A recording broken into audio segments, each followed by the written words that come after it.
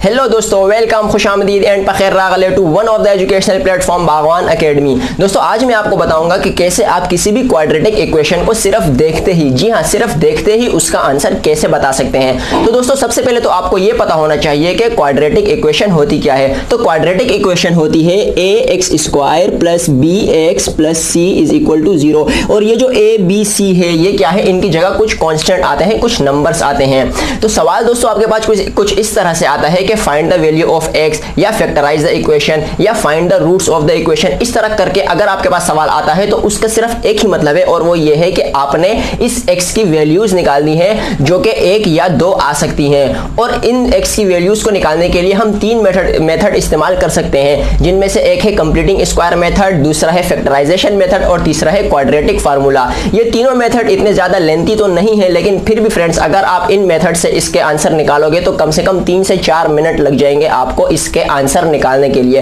लेकिन दोस्तों आज मैं आपको एक ऐसी ट्रिक बताने वाला हूं जिससे आप सिर्फ इस इक्वेशन को देखते ही 2 से 3 सेकंड्स के अंदर इसका आंसर बता सकेंगे। तो आइए दोस्तों शुरू करते हैं। तो आइए दोस्तों एक क्वेश्चन ट्राई करते हैं। लेट सपोज हमारे पास एक क्वाड्रेटिक इक्वेशन है x² plus 5x plus 6 is equal to 0 और हमने इस क्वाड्रेटिक इक्वेशन के रूट्स फाइंड करने हैं, हमें यहां से x की वैल्यूज निकालनी है। तो दोस्तों अगर इस इक्वेशन को हम फैक्टराइजेशन के थ्रू सॉल्व करें तो क्या है कि हमने इस मिडिल टर्म को 5x को इस तरह से ब्रेक करना है कि उनको सम करने पर वापस 5x बन जाए और उन नंबर्स को जब हम प्रोडक्ट करें तो वो इन दोनों के प्रोडक्ट के बराबर आ जाए। तो जैसे यहां पर कांस्टेंट वो 1 है और यहां पर 6 यानी कि 6 1 6 आ जाए। हमने 5x को इस तरह से ब्रेक करना है कि उन नंबर्स को जब हम सम करें तो 5x आ जाए और जब हम उनको प्रोडक्ट करें तो वो 6 आ जाए। तो हम इसको ब्रेक कर लेते हैं x² plus 3x plus 2x plus 6 is equal to 0। यानी कि हमने 5x को 3x और 2x में ब्रेक कर दिया। और ब्रेक किस तरह से किया कि 3 और 2 जब इसको हम सम करेंगे 3x और 2x तो ये 5x बन जाएगा और जब हम इनको प्रोडक्ट करेंगे यानी कि 3 2 6 बन जाएगा। ठीक है दोस्तों, अब हमने क्या करना है कि अब यहां से देखो कॉमन निकालेंगे तो x कॉमन आ जाएगा, अंदर क्या बचेगा x प्लस 3। इसी तरह यहां से 2 कॉमन आ जाएगा और अंदर क्या बचेगा x प्लस 3। अब x प्लस 3 यहां से कॉमन है तो x प्लस 3 कॉमन आ गया और अंदर क्या बचा जी x प्लस 2। अब ये दोनों जो फैक्टर है ये 0 के इक्वल है। अब हम नंबर से इन दोनों को 0 के इक्वल ले लेंगे। तो अब देखो ये +3 है, वहां पर जाकर -3, तो यहां से हमारे पास x की एक वैल्यू आएगी -3 और यहां से हमारे पास x की एक वैल्यू आएगी -2। तो दोस्तों अगर हम इस तरह फैक्टराइजेशन के थ्रू इसको सॉल्व करें तो यहां से आखिर में इसके आंसर आएंगे -2 और -3। लेकिन दोस्तों मैं अभी आपको एक ऐसी ट्रिक बता रहा हूं, उससे आपने ये पूरा सॉल्व करने की जरूरत नहीं है, सिर्फ आपने इक्वेशन देखनी है और डायरेक्ट आपने आंसर बता देना है। तो ट्रिक क्या है दोस्तों, ट्रिक ये है कि अगर यहां पर x² का जो कोफिशिएंट है, अगर x² का जो कोफिशिएंट है अगर वो 1 हो तो जिन नंबर्स में आपने मिडिल टर्म को ब्रेक किया है, ध्यान से सुन लो कि x² का कोफिशिएंट अगर 1 हो तो जिन नंबर्स में आपने मिडिल टर्म को ब्रेक किया है बस वही नंबर ही आपके आंसर है। आपने सिर्फ और सिर्फ उन नंबर्स की साइन को चेंज करना है। जैसे देखो ये 5x है, 5x को हमने किन नंबर्स में चेंज किया था, हमने 5x को ब्रेक किया था 3 में और 2 में। तो हमारे जो आंसर है, हमारे आंसर 3 और 2 ही है। हमने क्या करना है, सिर्फ और सिर्फ इसकी साइन को चेंज कर देना है, यानी कि -2 और -3 ये क्या है, ये हमारे आंसर है। और यहां से आप देख भी सकते हैं अगर हम फैक्टराइजेशन के थ्रू सॉल्व करें तो भी यही आंसर आएंगे।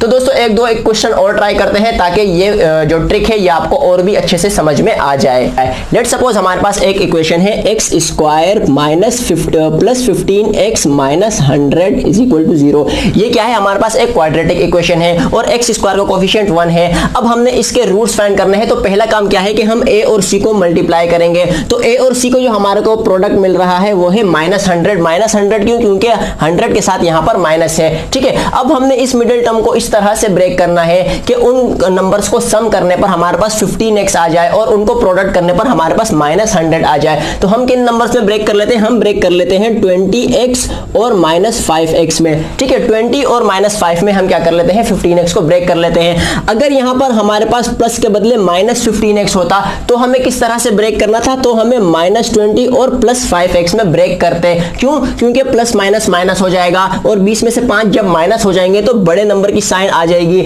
लेकिन अब क्योंकि क्वेश्चन में यहां पर 15x प्लस में है तो हमने क्या करना है कि यहां पर प्लस लेना है और यहां पर माइनस लेना है, ठीक है। तभी तो प्लस माइनस माइनस होगा और फिर 20 में से 5 माइनस करने पर प्लस 15 बचेंगे। और जब हम इनको प्रोडक्ट करेंगे तो हम प्रोडक्ट करेंगे 20 और -5, तो ये हमारे पास आएगा -100, ठीक है। तो ये दोनों मैच कर रहे हैं। लेकिन अगर ऐसा होता कि क्वेश्चन में यहां पर +100 होता, जब यहां पर +100 होता तो इन दोनों का जो प्रोडक्ट है वो +100 आता और इन दोनों का जो प्रोडक्ट है वो -100 आ रहा है। तो इसका मतलब ये सवाल हमारा गलत हो जाता, क्योंकि आपने ये बात का भी बहुत अच्छे से ख्याल रखना है कि जो साइन इनके मल्टीपल के साथ है वही साइन आपने इनके प्रोडक्ट के साथ भी आनी चाहिए। तो अब हमने 15x को इस तरह से ब्रेक कर लिया है कि इन दोनों का जो प्रोडक्ट है वो भी -100 आ रहा है और इनका जो सम है वो +15x आ रहा है। तो हमने किन नंबर्स में ब्रेक किया है? हमने ब्रेक किया है 20 और -5 में। अब सिर्फ इसकी साइन चेंज कर देंगे, यहां प्लस और यहां माइनस लगा देंगे, तो ये हमारा क्या होगा? ये हमारा इस इक्वेशन के रूट्स होंगे, इस इक्वेशन के आंसर होंगे।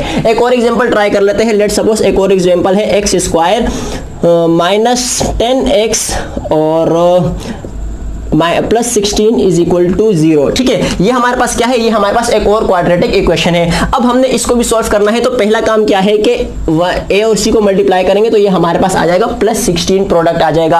अब हमने -10 को इस तरह से ब्रेक करना है कि उनका सम जो है वो -10 आ जाए और उनका जो प्रोडक्ट है वो 16 के बराबर आ जाए। तो इसको हम सॉल्व कर लेते हैं, इसको हम ब्रेक कर लेते हैं -8x में और -2x में। अब क्या है? देखो 8 और 8 2 16 हो जाएगा। अब देखो -8 और -2 को जब हम प्रोडक्ट करेंगे तो माइनस माइनस प्लस होकर ये पूरा 16 आ जाएगा। ये दोनों मैच कर रहे हैं, ठीक है। और जब हम इनको सम करेंगे -8 और -2 माइनस माइनस प्लस हो जाएगा और 8 और 2 क्या हो जाएंगे? 10 हो जाएंगे, ठीक है। तो इस तरह -8 और -2 में हमने इसकी मिडिल टर्म को ब्रेक कर दिया है। अब इसके आंसर क्या होंगे? इसके आंसर होंगे इन दोनों की साइन को चेंज कर देंगे। 8 और 2 ये क्या होंगे? इस क्वाड्रेटिक इक्वेशन के रूट्स होंगे।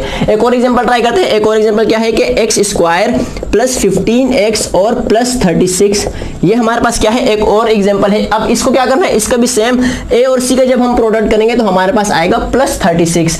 अब हमने मिडिल टर्म क्या है? मिडिल टर्म 15x है। अब हमने इस 15x को इस तरह से ब्रेक करना है कि उनका जो प्रोडक्ट हो वो +36 के बराबर हो और उनको सम करें तो वो +15x आ जाए। तो हम इसको ब्रेक कर लेते हैं 12x में और 3x में, ठीक है।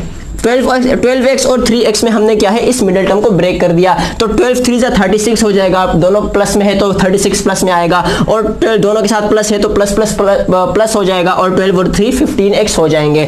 अब हमने आंसर क्या है? आंसर जस्ट इसकी साइन चेंज कर देंगे, यानी कि -12 और -3 ये क्या है? ये इस क्वाड्रेटिक इक्वेशन के रूट्स हैं, ठीक है दोस्तों। तो दोस्तों ये तो हुई बात उन क्वाड्रेटिक इक्वेशंस की जिनमें x² का जो कोफिशिएंट है वो 1 हो। लेकिन अब प्रॉब्लम ये है कि अब हर क्वाड्रेटिक इक्वेशन में x² का जो कोफिशिएंट है वो तो 1 नहीं होता। तो ऐसी इक्वेशंस जिनमें x² का कोफिशिएंट 1 ना हो तो उनके लिए हम क्या ट्रिक इस्तेमाल करते हैं? तो आइए दोस्तों वो देखते हैं। लेट्स सपोज हमारे पास एक इक्वेशन है 12x² -13x +3 is equal to 0।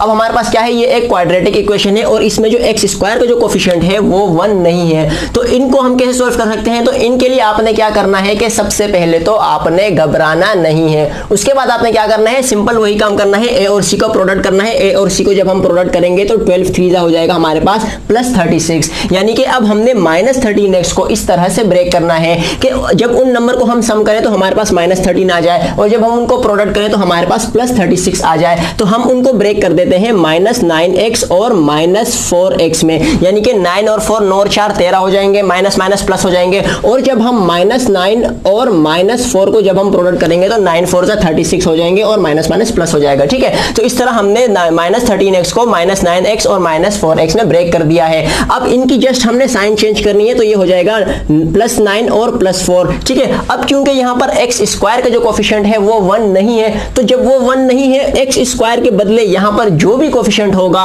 वो कोफिशिएंट आपने इन दोनों नंबर से डिवाइड करवा देना है। पिछले वाले में क्या था कि उसमें जो x² का कोफिशिएंट था वो 1 था और 1 से डिवाइड होकर जो है वो नंबर वही आ जाता है, लेकिन इसमें x² के साथ जो भी कोफिशिएंट होगा आपने वो उसके डिवाइड करवा देना है। तो उससे क्या होगा कि ये 4 1 4 4 3 12 और ये हो जाएगा 3 3 9 और 3 4 12। तो जो आपके फाइनल आंसर होंगे वो होंगे 3/4 और यहाँ पर 1/3। ये दो क्या है? ये इस इक्वेशन के रूट्स हैं। इसी तरह हम एक और एग्जांपल ट्राई करते हैं, जैसे 6x² -11x और -10 इज इक्वल टू 0। अब क्या है कि अब हमने एक 6x² माइनस 11x माइनस 10 ये क्या है, ये एक क्वाड्रेटिक इक्वेशन है और इसमें x² का जो कोफिशिएंट है वो 1 नहीं है। तो हमने क्या करना है, सिंपल 6 और 10 को जब हम प्रोडक्ट करेंगे तो 6 मल्टीप्लाई बाय माइनस 10 तो ये हो जाएगा माइनस 60। अब हमने माइनस 11x को, इस माइनस 11x को हमने ऐसे नंबर्स में ब्रेक करना है कि जब हम उनको प्रोडक्ट करें तो हमारे पास माइनस 60 आ जाए और जब हम उनको सम करें तो हमारे पास माइनस 11 आ जाए। तो हम ब्रेक कर देते हैं जी माइनस 15x में और यहां पर प्लस 4x में। ठीक है, माइनस